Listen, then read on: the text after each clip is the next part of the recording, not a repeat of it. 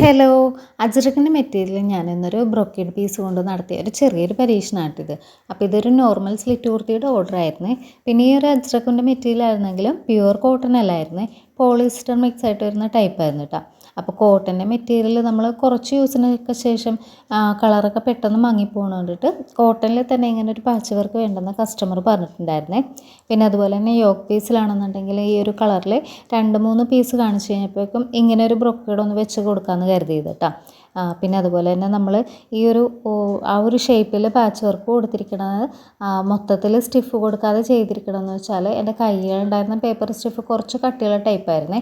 അപ്പോൾ അതുകൊണ്ടിട്ടാണ് ഞാൻ ആ ഒരു നെക്കിൻ്റെ ഭാഗവും താഴത്തെ ആ ഒരു വി ഷേപ്പ് ഭാഗം മാത്രമാണ് ആ പേപ്പർ സ്റ്റിഫ് വെച്ചിട്ട് ഇങ്ങനെ സ്റ്റിച്ച് ചെയ്തെടുത്തത്. പിന്നെ അതുപോലെ സ്ലീവിൻ്റെ ഭാഗത്താണെങ്കിലും ഒരു 5 ഇഞ്ച് വീതിയിലാണ് നമ്മൾ ആ ഒരു ബ്രൊക്കേഡ് വെച്ച് കൊടുത്തിരിക്കുന്നത്. അപ്പോൾ ഇന്നത്തെ വീഡിയോ ഇഷ്ടപ്പെട്ടാൽ ഒന്ന് ലൈക്ക് ചെയ്യാൻ മറക്കല്ലേ.